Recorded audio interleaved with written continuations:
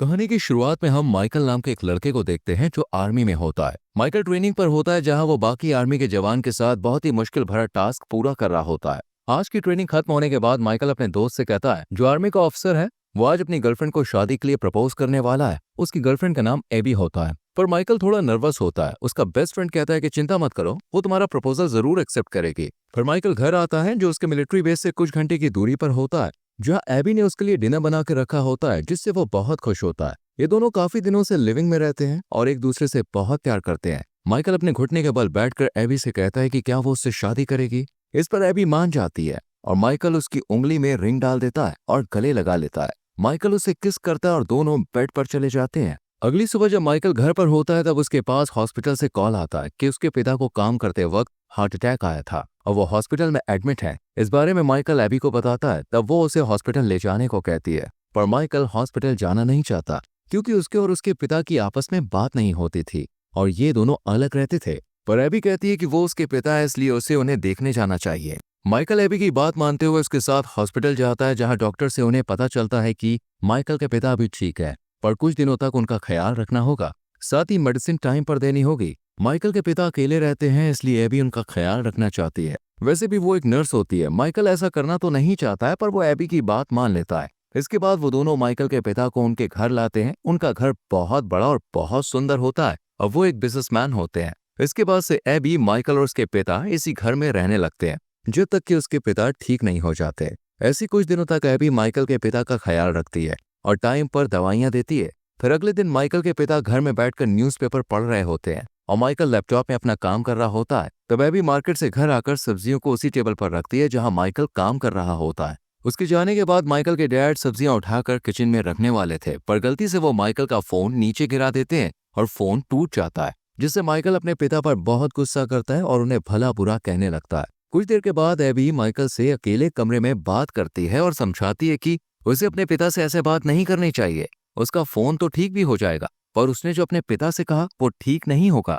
यह माइकल उसे बताता है कि उसके पिता शुरू से ऐसे हैं। जब वो छोटा था तब उसकी माँ की कार एक्सीडेंट में मौत हो गई थी, पर वो उसकी माँ के फ्यूनरल तक में भी नहीं आए और उन्होंने अपनी फैमिली को कभी भी वक्त नहीं दिया, इसलिए माइकल उनसे नफरत करता है। ये सब सुनकर एबी माइकल से कहती है कि उसे अब ये सब छोड़कर अपने पिता को अपना लेना चाहिए, क्योंकि आगे चल के वो दोनों शादी करने वाले हैं और वो चाहती है कि उसका और उसके पिता का रिश्ता सही हो। ये सब माइकल के पिता सुन लेते हैं। अगले दिन माइकल के पिता उसके पास आकर बैठते हैं और कहते हैं कि वो भी माइकल की माँ से बहुत प्यार करते हैं, जिसके जाने से उन्हें भी बहुत दुख हुआ था, पर वो फ्यूनरल में इसलिए नहीं आ पाए क्योंकि वो काम में बिजी थे।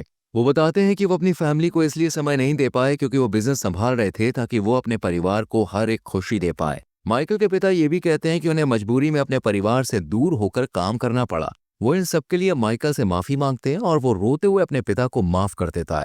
फिर ये दोनों गले लग जाते हैं। इसके बाद एबी, माइकल और उसके डैड साथ में बैठकर लंच करते हैं। अब इनके बीच सब सही हो गया होता है। खाना खाते समय माइकल के पिता उसे कुछ पैसे देते हैं क्योंकि माइकल ने घर बनाने के लिए लोन लिया था। उसके बाद जब माइकल मिलिट्री बेस में होता है तब उसे अपने सीनियर से पता चलता है कि उन्हें एक मिशन पर जाना है, क्योंकि उनके बॉर्डर के पास कुछ टेररिस्ट घुस चुके हैं जो हथियार चोरी करके दूसरी जगह पर बेचते हैं। इसलिए उनका एक ग्रुप इस मिशन में जाएगा और टेररिस्ट को मारकर खत्म करेगा। ये मिशन बहुत ही खतरनाक होने वाला है। अगर इसमें उनकी जान भी गई तब भी उन्हें पीछे नहीं हटना है और उन्हें प्लान के बारे में बताया जाता है कि कैसे वो टेररिस्ट के ऊपर हमला करेंगे। इस मिशन में माइकल भी जाने वाला होता है, इसलिए वो घर आकर अपने पिता और एबी को बताता है कि वो जल्द ही कुछ दिनों के लिए मिशन पर जाने वाला है। और जब कुछ देर बाद वो एबी के साथ कमरे में अकेला होता है तब वो उससे कहता है कि वो बहुत परेशान है क्योंकि कल उसे मिशन पर जाना है। एबी उसे रिंग देती है और कहती है कि ये तुम्हें मेरी याद दिलाएगी, तो मिशन से आकर मुझे रिंग देना, फिर हम दोनों शादी करेंगे। एबी कहती है कि अगर उसे मिशन से लौटने में देरी भी हुई तब भी वो उसका इंतजार करेगी। ये सुनकर माइकल को अच्छा लगता है और दोनों क्लोज हो जाते हैं। अगली सुबह माइकल एबी और अपने पिता को अपना ख्याल रखने को बोलता है और अपने बेस में चला जाता है। ऐसे ही कुछ हफ्ते बीत जाते हैं और एबी अपनी दोस्त के साथ एक ओल्ड एज केयर में होती है, जहां वो बूढ़े लोगों का मेडिकल चेकअप करती है। क्योंकि वो एक नर्स है, यहाँ इतने दिनों से एबी के पास माइकल का अभी तक कोई भी कॉल नहीं आया होता है, जिससे वो बहुत परेशान होती है। तब उसकी दोस्त उसे हौसला देती है, वो मिशन में होगा इसलिए वो कॉल नहीं कर पा रहा है। तभी उसके पास माइकल का कॉल आता है। वो बताता है कि वो मिशन पर है, पर नेटवर्क ना होने के कारण उनकी सही से बात नहीं हो पाती और कॉल कट हो जाती है। फिर एबी घर आकर टेबल साफ कर रही होती है, तभी एक लड़की घर में आ जाती है जो माइकल के पिता की बिजनेस पार्टनर थी। वो माइकल के पिता से एबी के बारे में पूछती है, तब वो बताते हैं कि वो मेरे बेटे की होने वाली पत्नी है। बिजनेस पार्टनर वाली लड़की माइकल के पिता के साथ ऊपर वाले फ्लोर पर चली जाती है क्योंकि उसे डॉक्यूमेंट पर साइन लेना था। वो माइकल के पिता से पूछती है कि उसकी तबीयत अब कैसी है। वो कहता है कि ठीक है। फिर वो दोनों करीब आ जाते हैं। अगले दिन फिर से माइकल के पिता के पास वही लड़की कुछ काम के बहाने आती है। उसे अब लगता है कि एबी और उनका कुछ चल रहा है। इस बात पर माइकल के पिता साफ साफ इनकार कर देते हैं और कहते हैं कि एबी और उसके बेटे की शादी होने वाली है। फिर उसे माइकल के पिता पर भरोसा होता है और वो उनके साथ बेड में चली जाती है। दूसरी तरफ माइकल का ग्रुप मिशन पर होता है, तभी टेररिस्ट उन पर अटैक कर देते हैं जिनमें माइकल घायल हो गया। वो अपने बेस्ट फ्रेंड को अपनी रिंग देकर कहता है कि वो उसे एबी को दे दे। तभी एक जोरदार ब्लास्ट होता है और इस धमाके में ये दोनों मारे जाते हैं और टेररिस्ट बाकी जवानों के ऊपर फायर करके उन सभी को भी मार देते हैं। ये खबर जब माइकल के पिता और एबी को मिलती है तो वो पूरी तरह से टूट जाते हैं। फिर फ्यूनरल में माइकल के पिता कहते हैं कि वो अपने बेटे को खोकर बहुत दुखी हैं, पर उन्हें अपने बेटे पर गर्व है कि उसने देश के लिए अपनी जान दी। यहाँ पर माइकल की बॉडी का अभी भी पता नहीं चला था। एबी माइकल की मौत को बर्दाश्त नहीं कर पाती और कुछ दिन के बाद ही घर छोड़कर जाने लगती है क्योंकि ये घर उसे माइकल की याद दिलाता है। पर माइकल के पिता उसे जाने से रोक लेते हैं और कुछ दिन यहीं पर रहने को कहते हैं। उनकी बात मानकर एबी यहीं रहती है, पर वो सारा दिन अपने कमरे में रहती है। वो रोते हुए माइकल को याद करती है। कुछ दिनों तक एबी की हालत बहुत बेकार होती है। माइकल के पिता ये सब देख पाते हैं। एबी ने अपने गमों को भुलाने के लिए ड्रिंक भी करनी शुरू कर दी थी। ऐसे एक दिन एबी जब काफी ड्रिंक करके घर आती है तब माइकल के पिता एबी को उसके कमरे में सुला देते हैं। वो नशे में होती है, इसलिए उसे माइकल के पिता की जगह उस पर माइकल दिखता है। वो उनका हाथ पकड़ लेती है और जब वो जाने लगते हैं तब वो फिर से उन्हें पकड़कर किस करने लगती है, पर उन्हें ये सब गलत लगता है। तब वो यहाँ से चले जाते हैं। अगली सुबह एबी और माइकल के पिता कल रात के लिए एक दूसरे से माफी मांगते हैं और इस सब के बारे में भूलने को कहते हैं। फिर कुछ दिनों के बाद एबी अपने गम से बाहर आ जाती है और वो माइकल के पिता के साथ घर का काम करने लगती है। ये दोनों अब अच्छे दोस्त बन गए होते हैं। एक दिन जब माइकल के पिता एबी को माइकल के बचपन की फोटो दिखा रहे होते हैं तब वो रोने लगते हैं। एबी उन्हें संभालती और उन्हें किस करती है। फिर ये दोनों बेड पर चले जाते हैं। अगले दिन माइकल के पिता और एबी जब नाश्ता कर रहे होते हैं तब एबी के पास आर्मी हॉस्पिटल से कॉल आता है और उसे बताया जाता है कि माइकल हॉस्पिटल में है और अभी तक जिंदा है। ये सुनकर उन लोगों को खुशी तो मिलती है, पर वो लोग माइकल को भूलकर नई शुरुआत करने के बारे में सोच रहे थे। इसके बाद माइकल के पिता और एबी आर्मी हॉस्पिटल में जाते हैं जहां उन्हें बताया जाता है कि माइकल टेररिस्ट अटैक में अकेला बच गया था और उसे टेररिस्ट अपने साथ लेकर चले गए थे और उसे खूब टॉर्चर किया। उसे मरने के लिए जंगल में छोड़ दिया गया, पर नसीब से रेस्क्यू टीम को माइकल दिख गया, पर उसकी दिमागी हालत कुछ ठीक नहीं है, इसलिए उससे सही से बात करके उसका ख्याल रखना होगा। इसके बाद माइकल को घर लाया जाता है जहां हम उसके बिहेवियर में काफी चेंजेस देखते हैं। वो जब खाना खाता है तब उसके साथ जो कुछ भी हुआ वो उसे याद आता है कि कैसे उसे मारा जा रहा था और खाने के लिए वो तड़प रहा था। ये देखकर माइकल के पिता और एबी माइकल का अच्छे से ख्याल रखने के बारे में बात करते हैं। फिर एबी काम पर होती है जहां वो अपने दोस्त को बता देती है कि उसने माइकल को धोखा दिया और वो भी उसके पिता के साथ मिलकर। ये सुनकर उसकी दोस्त उस पर बहुत गुस्सा करती है और अब से ऐसा करने से मना करती है।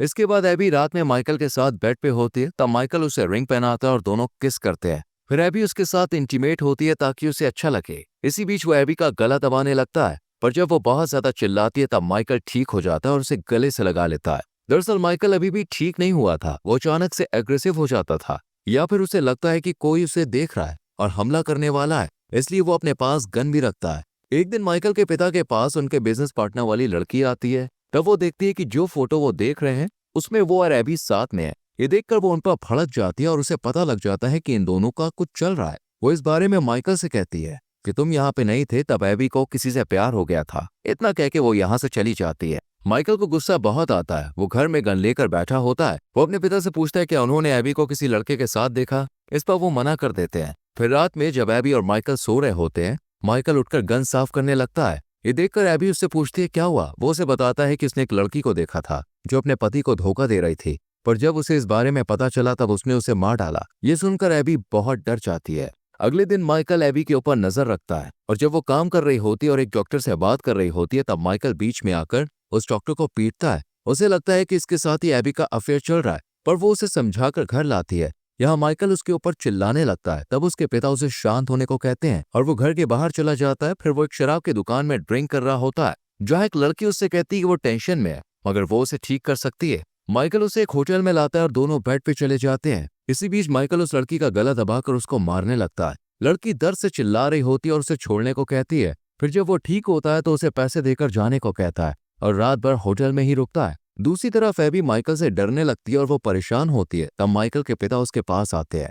वो कहते हैं, मुझे पता है कि तुम माइकल को लेकर चिंतित हो। वो उसे संभालते हैं और उसे किस करते हैं और दोनों बेड पे चले जाते हैं। फिर जब माइकल कमरे में आता है तब वो छुप कर इन दोनों को साथ में देख लेता है, पर उनके पास आकर कुछ कहता नहीं है। फिर रात में जब वो तीनों डिनर टेबल पर बैठकर खाना खाने वाले होते हैं तब माइकल गन लेकर उनके पास आता है और कहता है कि उसे पता है कि उसके पिता और एबी ने मिलकर धोखा दिया उसे और उन्होंने माइकल के बारे में जरा भी नहीं सोचा। वो कहता है कि उसे जब टेररिस्ट ने पकड़ लिया था तब उसे नहीं लगता था कि वो बच पाएगा। वो अपनी पत्नी के लिए वापस आया, पर यहाँ पर आकर उसे कुछ नहीं मिला। माइकल उन दोनों के ऊपर गन तान देता है और कहता है कि तुम दोनों तो यही चाहते होंगे ना कि काश मैं मर गया होता और जिंदा इस घर में आता ही नहीं। फिर माइकल रोते हुए अपने सर पर बंदूक तान लेता है, लेकिन उनके समझाने पर वो खुद को शूट नहीं करता और ना ही उन दोनों को मार पाता है। फिर कुछ महीनों के बाद हम एबी को देखते हैं जो अब अकेले अपनी माँ के साथ रहती है। इधर माइकल के पिता भी अपने घर में अकेले रहते हैं। जो माइकल से मिलने उसके घर आते हैं वो उससे माफी मांगते हैं और ये सब भूलकर नई शुरुआत करने को कहते हैं, लेकिन वो अभी भी अपने पिता से नाराज था।